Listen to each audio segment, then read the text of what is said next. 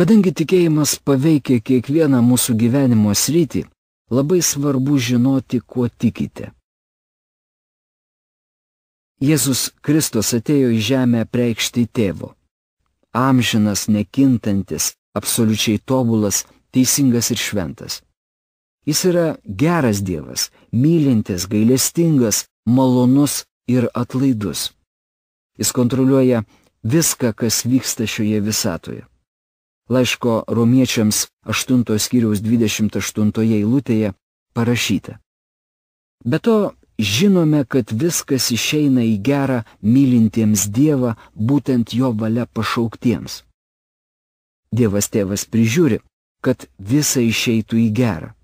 Jis yra mūsų dangiškasis tėvas. Labai klysta kiekvienas manantis, jog į dangų eisės dėl to, kad gerų darbų turi daugiau nei blogų. Nes anot jo, Dievas juk neignoruos gerų darbų ir nepasiųs jo į pragarą. Tačiau turiu jūs nuliūdinti. Čia sprendžiamas ne jūsų gerumo klausimas. Problemų sukelia jūsų nuodėminga prigimtis. Jūs esate puolusi būtybė ir kol Dievas nesuteiks jums naujos dvasios, naujos prigimties ir naujos širdies, esate amžiams atskirtas nuo visagalio Dievo. Žmogus nieko negali padaryti, kad pats savo pagelbėtų ir taptų priimtinas švento Dievo akyse. Bet jei Dievą tėvą sutapatinsite su žmogumi, nuleisite jį iki žmogaus lygmens ir paversite seneliu pro pirštus žiūrinčių į nuodėmę, galima patikėti bet kuo ir su viskuo sutikti. Tačiau Dievas, apie kurį pasakojama Biblijoje, netoks. Jis yra įstabus, mylintis, dangiškasis tėvas, kuris be kita ko yra ir teisingas. Taip jis myli, bet yra šventas ir negali žiūrėti į nuodėmę. Dėl to pasiuntė Viešpatį Jėzų Kristų išpirkti žmonijos iš jos nuodėmių, nes jų žmogus pats be Dievo meilės ir jo malonės niekaip negalėjo ir negali atsikratyti. Kitas žodis mūsų įsitikinimų sistemoje turėtų būti išgelbėjimas. Išgelbėjimas tai Dievo malonės dovana, per kurią jis parūpina atleidimą už nuodėmes. Nuo pat pradžių visos Senojo testamento aukos buvo provaizdis ateinančių dalykų, o tiksliau Jėzaus Kristaus mirsiančio ant kryžiaus. Kai Jėzus mirė ant kryžiaus Golgotoje, Dievas tėvas uždėjo ant jo visos žmonijos nuodėmes.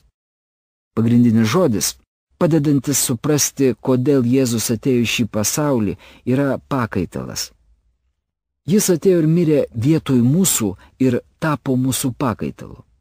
Gelbėjimas tai priėmimas tikėjimu, kad Jėzus Kristus yra amžinas Dievo sūnus, pradėtas šventąja dvasia ir gimęs iš mergelės. Išgelbėjimas tai tikėjimas Dievu tėvu, Dievu sūnumi bei Dievu šventąja dvasia. Tai tikėjimas, kad Jėzus Kristus yra jūsų asmeninis gelbėtojas. Visa tai suteikia atleidimą. Šiame pasaulyje be Jėzaus nėra atleidimo. Visagalis Dievas žmogų priims tik tuo atveju, jei jis ateis per jo sūnų Jėzų Kristų. Jūs esate Dievo vaikas ir turite brangiausią, vertingiausią dalyką, užrašytą gyvą visagalio Dievo apreiškimą, kaip gyventi šioje žemėje ir po mirties. Mes turime trejybę – Dievą tėvą, Dievą sūnų ir Dievą šventąją dvasią. Melsdamiesi galime ateiti pas Dievą tėvą kaip vaikai. Jis išgirs mūsų maldas ir atsakys. Mūsų širdyse gyvena Jėzus Kristus, Dievo sūnus, mūsų viešpats, mokytojas ir karalius.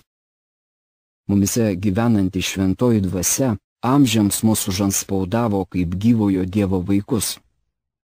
Mes žinome, kad buvome sukurti pagal visagalio Dievo paveikslą. Žmonija puolė į nuodėmę, tačiau mums atleista, nes buvome išgelbėti per Jėzaus Kristaus mirtį Golgotoje. Jėzus mums suteikia amžiną saugumą. Tai Dievo garantija, kad kartą gautas išgelbėjimas yra amžinas ir jo neįmanoma prarasti.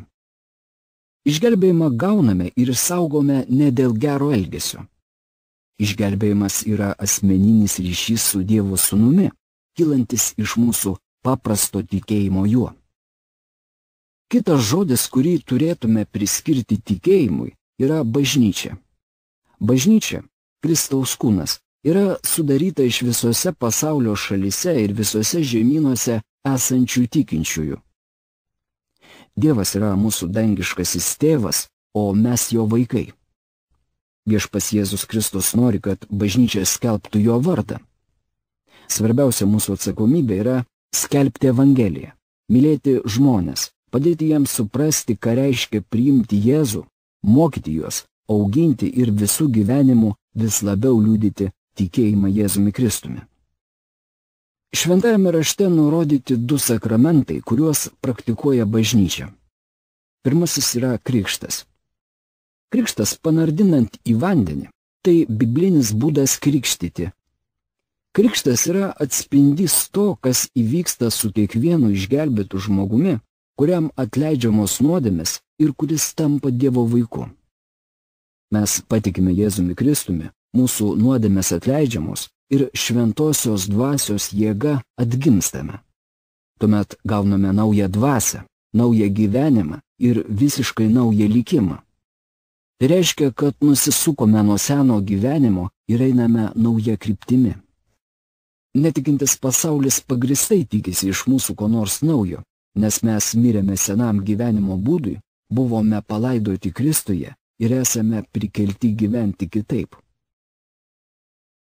Mes turime 2 sakramentus – krikštą ir viešpaties vakarienę. Abu jie gyvybiškai būtini ne dėl išgelbėjimo, bet dėl paklusnumo. Tai simboliai, nurodantis, kad turime naują dvasią ir naują gyvenimą. Ateidami prie viešpaties stalo, ateiname su gyriumi ir padėka už tai, ką jis padarė, bei palaiminga viltimi, kad niekada neprarasime amžinojo gyvenimo. Kas dar turėtų būti mūsų tikėjimo sistemoje? Noriu, kad užsirašytumėte frazę krikščioniškas gyvenimas. Krikščioniškas gyvenimas yra tai, kad Kristus gyvena mumyse ir per mus išreiškia savo charakterį, elgesį ir kalbą. Tie, kurie priėmėme Jėzų Kristų kaip savo gelbėtoją, vadinamės tikinčiaisiais. Šventoji dvasia gyvena mumyse ir duoda gero elgesio, gero charakterio ir teisingo bendravimo vaisių. Kas nors paklaus, o kas yra krikščionis? Ogi tas, kuris priėmė viešpatį Jėzų Kristų kaip asmeninį gelbėtoją, tas, kuriame ir per kurį Jėzus Kristus išreiškia savo gyvenimą ir charakterį. Dievo valia ir svarbiausias tikslas mums tikintiesiems yra augti bendravime su juo. Kai jūs ir aš buvome išgelbėti, buvome tarsi neapdoroti deimantai. Dievas savo darbą pradeda mus brandindamas, blizgindamas, šlifuodamas ir kitaip veikdamas mūsų gyvenime. Tai nuolatinė branda, kai palaipsniui tampame vis panašesni į Kristų. Ir ne dėl to, kad tampame geresni, o dėl to, kad Kristus, gyvenantis mumise, vis labiau ir labiau kontroliuoja mūsų gyvenimą ir mes vis labiau ir labiau jam atsiduodame. Dievo dvasia pripildo mus ir užvaldo mūsų gyvenimą. Mes negalime tapti geresni be jo. Tai Kristus darbuojasi mūsų širdyse. Branginu širdyje tavo žodį, kad tau nenusidėčiau. Tavo žodis žibintas mano žingsniams ir šviesa mano takui. Taigi, studijuojant, skaitant ir medituojant Dievo žodį, palaipsniui auga mūsų bendravimas su juo. Antras svarbus dalykas yra malda. Mes esame jo kūrinys, sutverti Kristuje Jėzuje geriems darbams, kuriuos Dievas iš anksto paskyrė mums atlikti. Krikščioniškas gyvenimas – tai gyvenimas ranka rankon ir širdis širdin su Jėzumi Kristumi. Tai gyvenimas, kuris niekuomet nesibaigs. Krikščioniškas gyvenimas – tai ne gyvenimas Dievui savo pastangomis, o Kristaus gyvenimas per mus, kad įvykdytų savo tikslus.